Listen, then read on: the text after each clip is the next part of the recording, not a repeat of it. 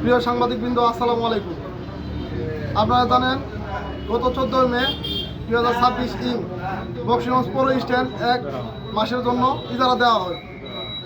পৌর ভবনের পৌর প্রশাসক সহকারী কমিশনার ভূমি আসমাউল হুসনা সহ সকল কর্মকর্তা কর্মচারী জনপ্রতিনিধি রাজনৈতিক ব্যক্তিবর্গ এবং সাংবাদিকদের উপস্থিতিতে উন্মুক্ত ডাক দেওয়া হয়।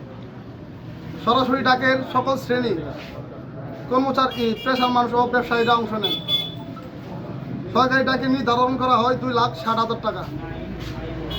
সর্বোচ্চ দরদাতা হিসেবে পৌর বিএনপির নেতা মাসুদ বকশী 2,65,000 টাকা 1 মাসের জন্য ইজারা পান।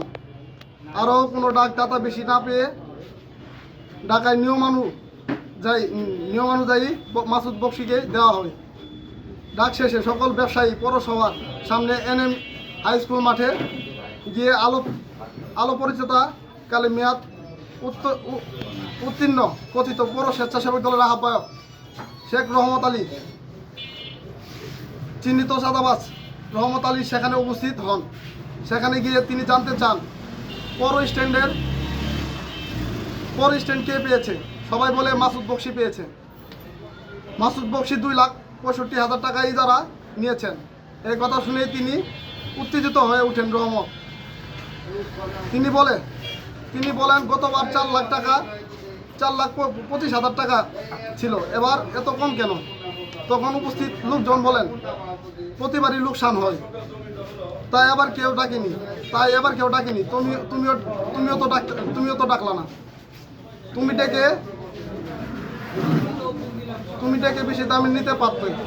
এই কথা বলার সাথে সাথে রহমত উত্তেজিত হয়ে বলে, এখানে আপনারা সিন্ডিকেট করিয়েছেন, এসব চলতে পারে না।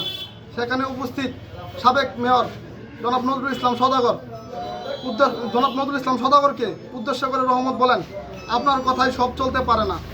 আপনি এই ডাকের মধ্যে কেন?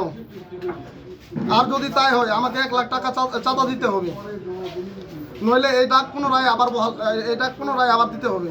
যদি পুনরায় ডাক না পাই তাহলে কিভাবে পৌরটোল আদায় করা হয় সেটা দেখার বিষয় আছে। তার এমন অদ্ভুত অবসর আচরণে ছাত্রদল, যুবদল, কিছু নেতাকর্মীরা রহমতের উপর উত্তেজিত হয়। দুই পক্ষে তর্ক বিতর্ক হয়। পরে সেখানে উপস্থিত সাবেক মেয়র নজরুল ইসলাম সদাগর তাদেরকে শান্ত করে নিয়ে যান। রহমতের অভিযোগ, তার হামলা মারধরে ঘটনা সম্পূর্ণ মিথ্যা, ভিত্তিহীন ও বানোয়াট।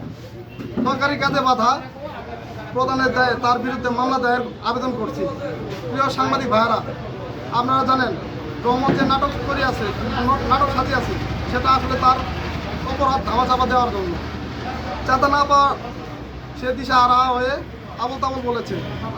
একজন চিহ্নিত চাঁদাবাজ, নারী লোভী, যে কিনা শত অপরাধ করে এলাকার পালিয়েছিলেন। 10 বছর এলাকার বাইরে থাকলেও জুলাই আন্দোলনের পর এলাকায় এসে ট্রাস্টের রাজত্ব কায়েম করে।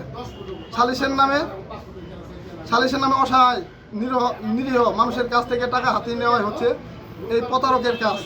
মাদকসেবী এই প্রতারক বিভিন্নভাবে পৌরসভার সম্মানহানি করার চেষ্টা করে যাচ্ছে। সেই সাথে সাবেক মেয়র নজরুল ইসলাম সদাগরের সম্মান ক্ষুণ্ণ করতে কারো না কারোর কাছে মোটা অঙ্কের টাকা নিয়েছে। তার এমন কর্মকাণ্ড চাঁদাবাজের কারণে দলের ভাবমূর্তি দারুণভাবে ক্ষুণ্ণ হচ্ছে। আমরা তাই এই মিথ্যাচারের তীব্র নিন্দা ও প্রতিবাদ জানাচ্ছি। সেই সাথে দলের ক্ষতির কারণে তাকে বহিষ্কার দাবি জানাচ্ছি। তাই দলের সুনাম ও ঐক্য রাখতে মাননীয় বেসামরিক বিমান পরিবহন ও পর্যটক প্রতিমন্ত্রী জামালপুর 1 আসনের উন্নয়নের রূপকার এম রশিদুজ্জামান মিল্লাত এমপি মহোদয়ের কাছে আমাদের আকুল আবেদন, দ্রুত সময়ের মধ্যে এই চাঁদাবাজ, এই নারীসেবী, এই মাদক সেবনকারী চাঁদাবাজকে দল থেকে বহিষ্কার করার জন্য অনুরোধ করছি।